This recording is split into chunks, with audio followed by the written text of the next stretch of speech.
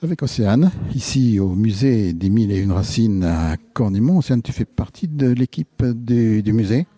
Oui, c'est ça, je suis l'agente d'accueil du musée des Mille et Une Racines depuis déjà un petit peu plus de 2 ans. Musée des Mille et Une Racines, c'est quoi? Alors, musée des Mille et Une Racines, c'est un bel espace dans une ancienne usine textile avec plus de 1000 œuvres d'un seul et même artiste, donc un artiste vosgien et même de Cornimont.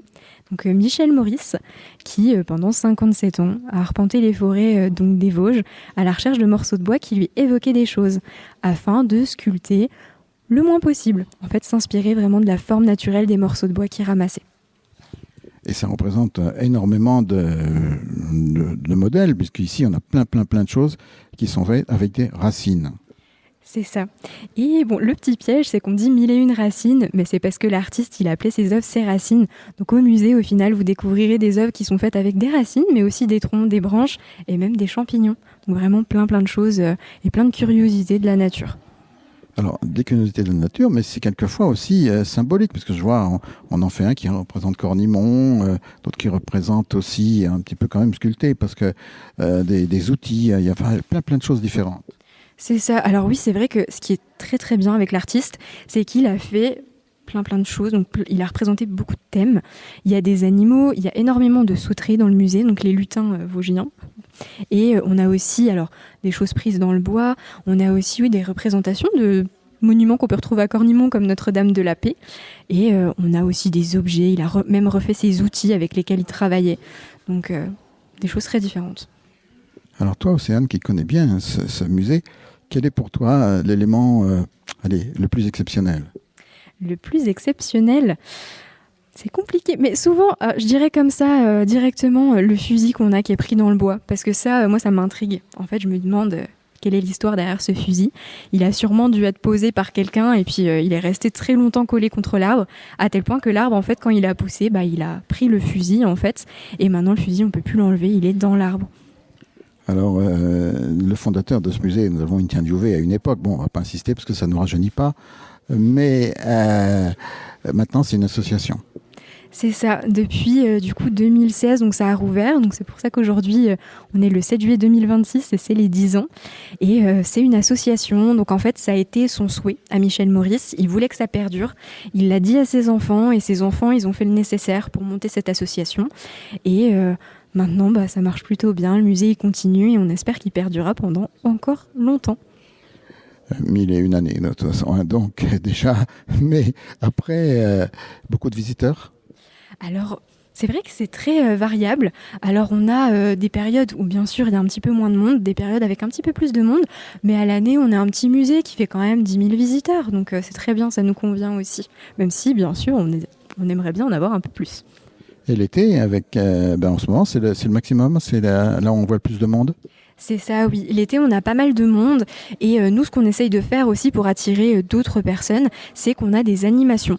En fait, ça nous permet aussi de proposer des ateliers, des balades, des concerts. Donc, ça attire vraiment d'autres personnes qui ne seraient pas forcément attirées par la visite du musée, mais qui, avec les animations, ont accès à l'animation et à la visite du musée pour le même tarif. Comme aujourd'hui, une animation avec Olivier Clodon. C'est ça, alors ça c'est vrai que c'est un petit peu spécial, c'est parce que c'est la journée des 10 ans. On a fait venir Olivier qui est d'ailleurs l'artiste qui nous a fait 2 fresques à venir découvrir au musée. Donc une sur l'artiste, donc où on voit l'artiste, et une aussi où on voit sa femme.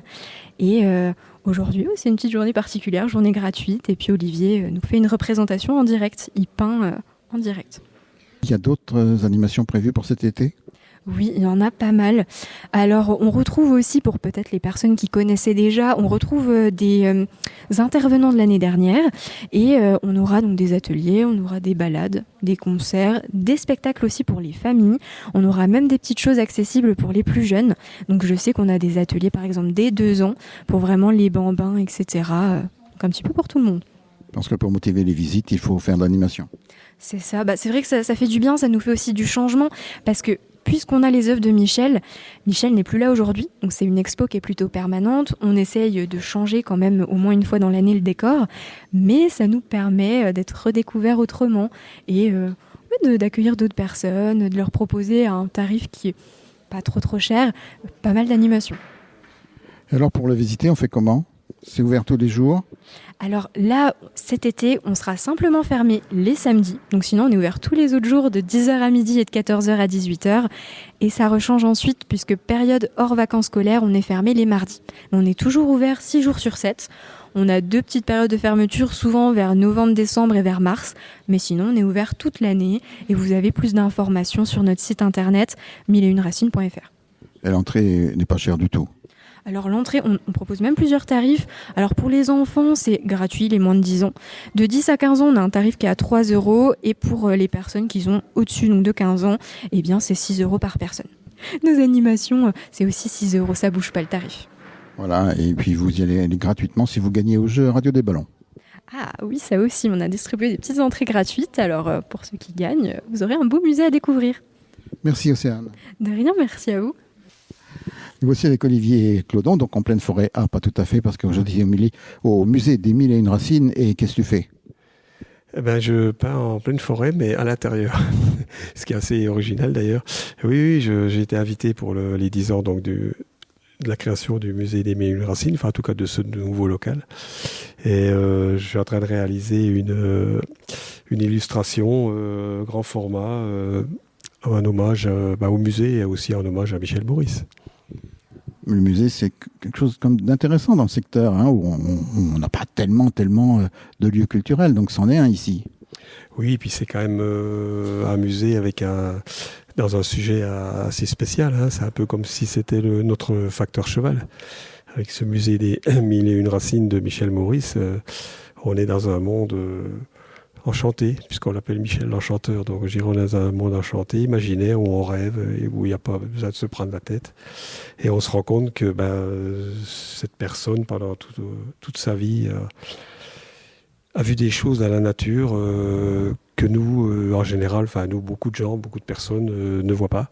C'est ça qui est génial. Il y a des gens comme ça qui arrivent à voir des choses qu'on ne voit pas, qui sont à 1 mètre de nous quand on se promène en forêt. Oui, parce que c'est quand même quelque chose d'assez exceptionnel. Ah bah oui, là on pourrait dire que c'est le travail de toute une vie. Hein. C'est à se demander, même si c'était pas une obsession. Hein. D'ailleurs, Seifi en parle à ce sujet. Je crois que pour arriver à récolter, ramasser, récolter et trouver autant de sujets, je crois qu'il faut être dans l'obsession.